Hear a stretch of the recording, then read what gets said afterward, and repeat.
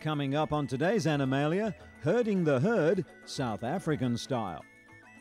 The first killer whale born through artificial insemination is welcomed into the world. Russian pigs race for fame, glory, and a big bucket of carrots. Wild brown bears visit town for some takeout. And newborn baby dog sharks are crowd favourites in South Korea.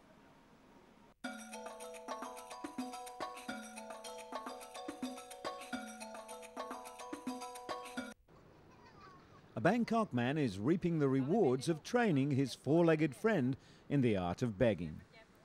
Nai Noonan found the dog 7 months ago in the Bangkok park he calls home.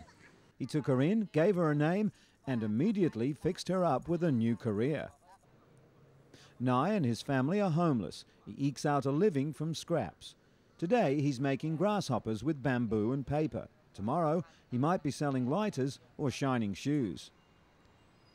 He lives day by day, just like his dog, Men. After teaching her a few tricks and training her to sit still, Men was ready to hit the streets of downtown Bangkok. Every day the two of them comb the streets, stalk the curbs, hang out at train stations or lounge in pedestrian passes, anywhere with a steady flow of people. When they find a good spot, Nai sits Men down and carefully positions an empty cup by her paws. Once the cup is secured, he steps aside and simply watches Men's natural charm win over many of the daily commuters. Nai thinks the arrangement is quite fair. He's looked after Men ever since she was abandoned at the park, and in return, the dog helps to earn some money for her adopted family. And besides, the public don't seem to mind at all. The cup doesn't just sit between Men's paws, but on them, so she has to keep perfectly still while looking for the next passerby to charm. If you're a beggar, this isn't a bad way to boost your income. However, the authorities see it a little differently. Bangkok is trying to clamp down on the practice at the moment, and on this occasion, Men's charms weren't enough to prevent the inevitable. Dog and owner were both briefly detained for questioning. No arrest made, and the opportunists move on to a different spot. A total of 23 elephants have been rounded up so far and transferred to the Gaza Kruger Gonarajau Park, a new game reserve which straddles the borders of Zimbabwe, Mozambique and South Africa. The South African jumbos have become the first occupants of the new park, under a program to move 1,000 animals from the Kruger National Park. The exercise will ease pressure on Kruger, which is about the size of Israel and which scientists say has reached its capacity. Kruger is currently home to a huge variety of wildlife, including the Big Five group of mammals, elephants, rhinos, buffalo, lions and leopards. Before the relocation plan was drawn up, conservationists had considered culling to reduce the park's 9,000-plus elephant population, a move which would have been met with much protest from animal rights groups. Approximately 100 years ago, Kruger National Park had no elephants as the population had been hunted to extinction. History shows that 30 brave elephants walked across the Chigwedzi River from Mozambique to Kruger. They're the great-grandfathers and great-grandmothers of these elephants here today, which South Africa is now returning to Mozambique and thus repaying an old debt. Administrators from both countries have taken control of the operation and are running it without any government interference, while the budget of 50 million rand has been generously donated by a German bank.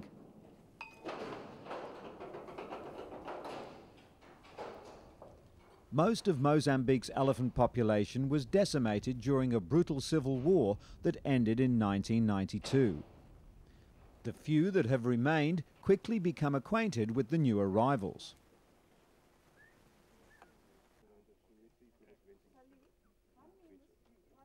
About 75 trainee rangers have completed their studies at the Southern African Wildlife College. And about 300 Mozambican staffers will soon begin their courses in order to look after and help protect the herds as they arrive. These elephants will definitely be a tourist boon to one of the world's poorest countries.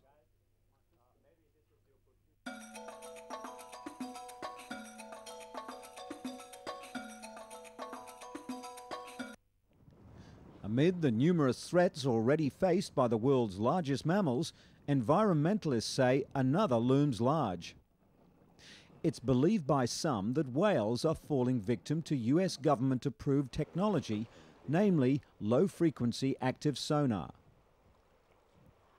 Environment groups are claiming that whale deaths and beachings such as these were the result of exposure to sonar, which was being used in the area at the time.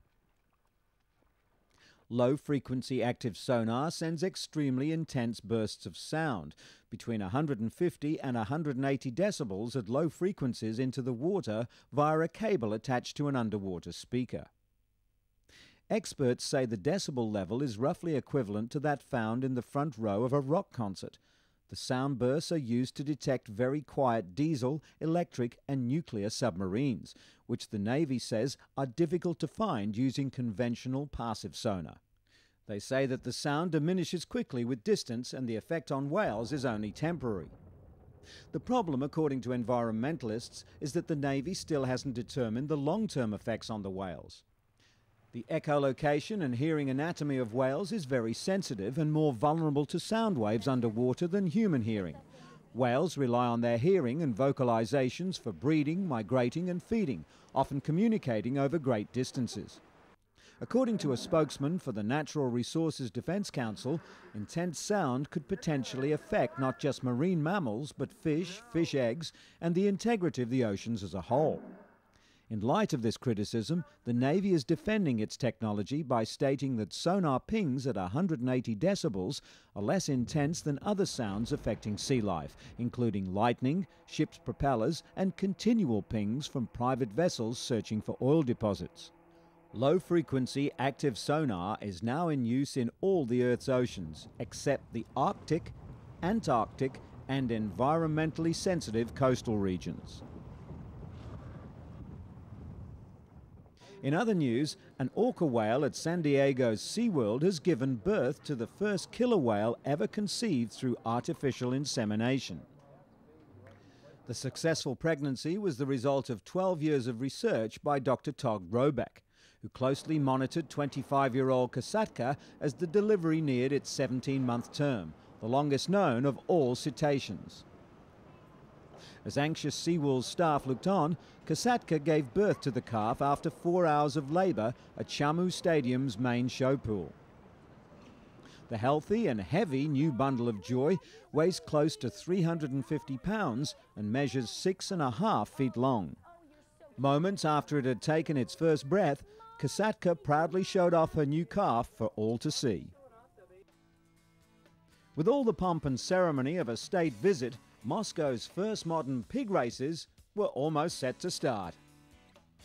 The event was held by Russian pig farmers who were trying to revive a little-known racing tradition that captured the imagination of Russian country fairgoers as well as the nobility a century ago. For the pigs, this is a chance to not only win a pail of carrots with whipped cream dressing, but also to escape the dreaded chop. The group of 15 three-month-old porkers went through a demanding process just to get this far. Veterinarians and trainers selected candidates from birth. The pigs had to be strong, fast, unafraid of loud crowds, and willing to follow commands, although that's a bit hard to tell at the moment. Head veterinarian Sergei Spirin said that all the pigs had learned to overcome their initial fears and sharpen their passion for racing, but even the most competitive pigs still had to be lured to the finish with water and carrots. After all, they're still little piglets with big appetites. The good news for the pigs is that they're all completely safe. Win, lose or draw come the final. The farm that raised the sporty trotters has just sold them to a company that wants to breed future racing champions. And for the record, Apollo won the big race by a snout, assuring himself and his trainer, Vladimir Prusakov, their proud places in the annals of Russian pig history. The question is, will the mighty Apollo go on to sire a great racing dynasty? If pig racing isn't your sport of choice, how about something a bit more jumpy? Every year, Australia's Noonamar pub in the remote Northern Territory hosts the Noonamar Tavern Cup, a green tree frog racing competition. The frogs are auctioned off to the pub patrons for charity, and the bidding is fast and furious. Sponsors pay up to $100 each for the right to name a frog after their company. And with a shake of the old green bucket, they are often jumping, or just sitting on the spot, wondering what all the fuss is about. Pretty soon, the crowd's at fever pitch, urging their frogs over the line, while the trainers employ their own persuasive method. A gentle squirt of water gets their lethargic hoppers into the mood for racing. Then finally, after several uneventful minutes tick by, success, and a well-deserved rest for the winner. And speaking of frogs, check out this unusual character. According to the experts, it's actually one frog with 3 heads and 6 legs.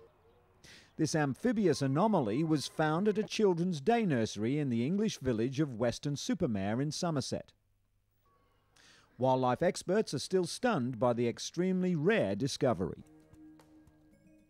The World Wildlife Fund released a report warning that Indonesia is set to lose its last remaining tiger species, the Sumatran tiger, if the widespread illegal trade in tiger parts isn't stopped. The report revealed that at least 50 Sumatran tigers have been poached per year since 1998, and only 400 are left in Sumatra.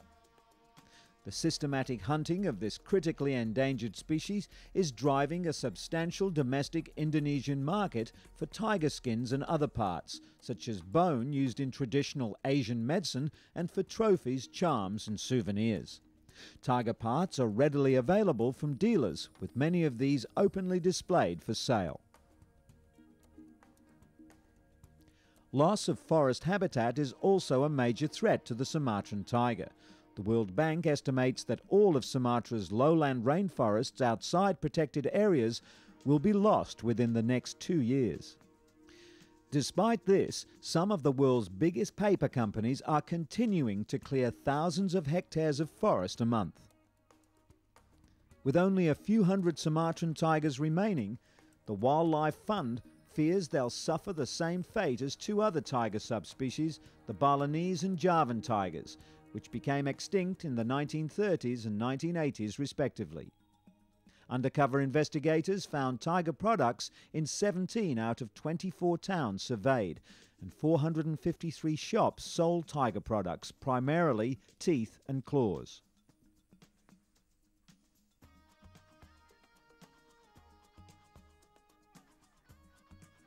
If action is taken now, the world's last island population of tigers can be saved. After all, the tiger is a symbol of conservation in Indonesia and internationally as well.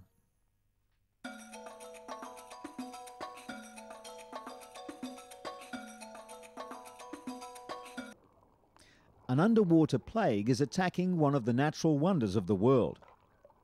Australia's Great Barrier Reef is seriously under threat, and the damage being caused is far more severe than previously thought. The culprit, the crown-of-thorns starfish. A single starfish can consume up to 6 square meters of reef in a year, and 15 million crown-of-thorns have already been destroyed in eradication programs over the past 15 years.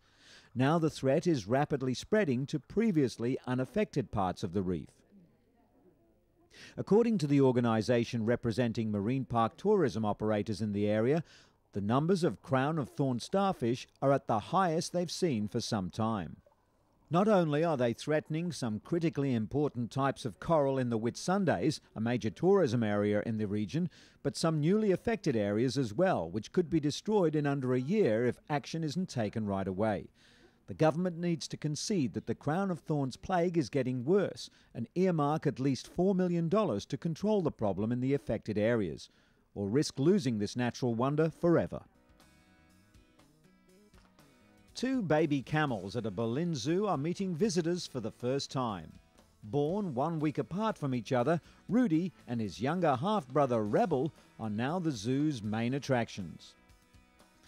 Asian camels are also known as Bactrian and have 2 humps.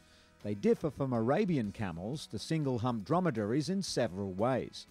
Bactrians are shorter and stockier and can endure a wider range of temperatures than their Arabian cousins.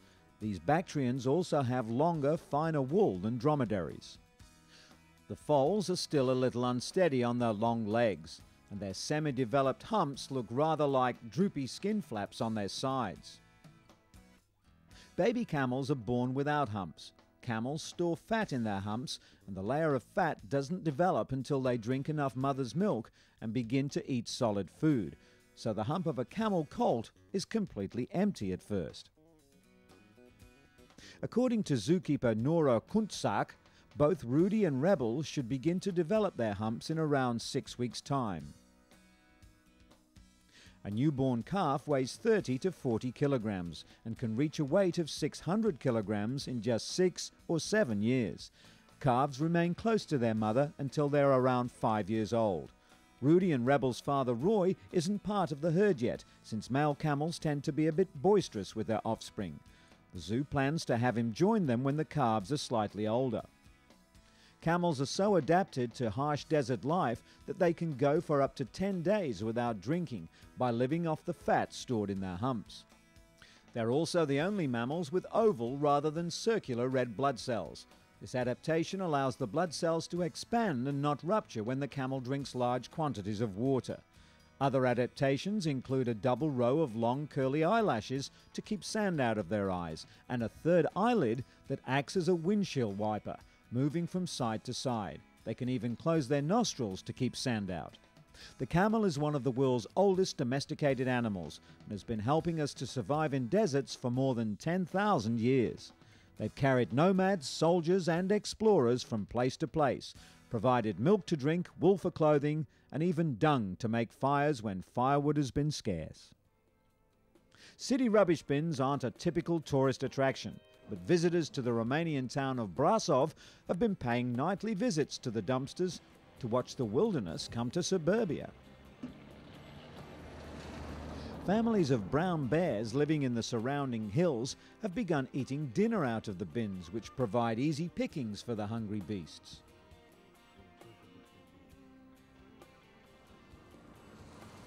Today, Romania's forests support the largest concentration of wild carnivores in Europe, with an estimated 5,000 brown bears as well as wolves, lynx and wild boar. It's not the first time the bears have descended on Brasov, a district of about 400,000 people. Up until 1999, they were a common sight at night, but then the local authorities introduced bins with lids, and the bears disappeared. Since then, though, residents have been leaving the bins uncovered and the bears have come back. There are fears, however, that the protective mother bears could turn on local residents. If any of the bears who wandered down the hill were to feel that their cubs were under threat, they would certainly attack. In 1999, 2 local residents lived to tell of their close encounter with an angry brown bear. They thought it would be fun to get a closer look at the town's nocturnal raiders and were fortunate to get away with only minor injuries. Unfortunately, their experience hasn't taught other foolhardy folk to keep a safe distance from what is essentially a wild, ferocious, hungry animal. The reason for the absence of males is that the authorities encourage hunting, which targets large male bears. Ironically, to kill a bear in Romania would have meant certain imprisonment during the former communist regime. Bears were protected regardless of the damage the animals may have been causing. That is, unless the hunter was a top Communist Party official or dictator Nicolae Ceausescu himself. The hunting ban imposed by the communists left Romania with Europe's largest brown bear population outside Russia. And it also explains why so many are now forced to raid the town bins and rubbish dumps for scraps.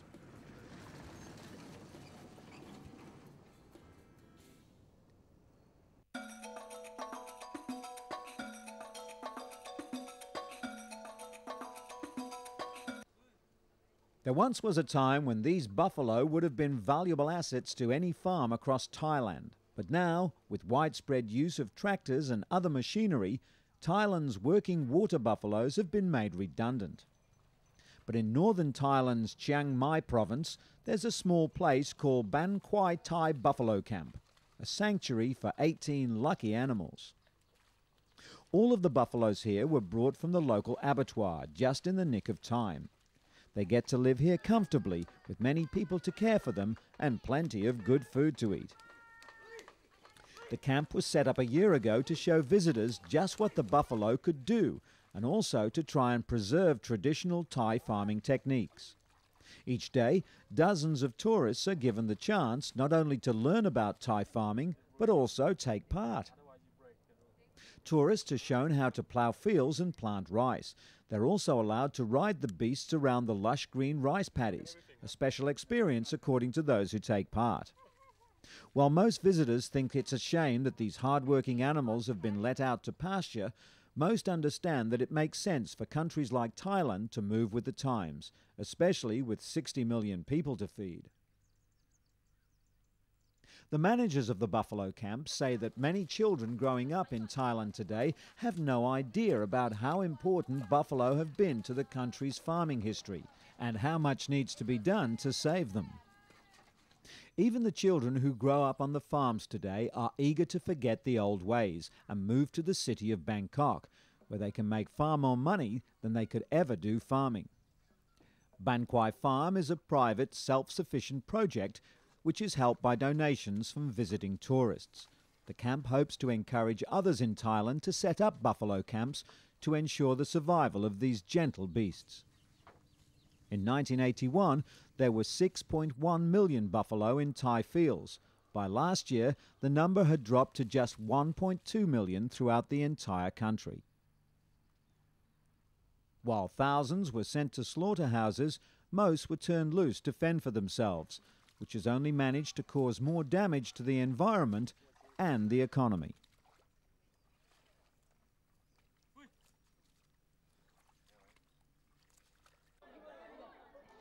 Children are pouring into Seoul's City SeaWorld aquarium to see the baby sharks, born in captivity but by natural means. The 8 20-centimetre long baby sharks have been put in a small perspex box inside the aquarium to protect them from being attacked by the more aggressive, larger sharks circling around the box. Born only a month ago, they'll grow to around a metre within the next 2 years. Most fish lay eggs. However, dog sharks are viviparous, which means they give birth to live young. It's the first time South Korea has had baby sharks born by natural mating in an aquarium, and the public has become quite attached to them. Only 3 of the baby sharks are on display at a time. The other 5 are resting in the back room of the aquarium. Caring for these precious young and ensuring their health is a top priority for the City SeaWorld staff, even with over 20,000 other sea creatures to take care of, including 25 adult sharks of 6 different species.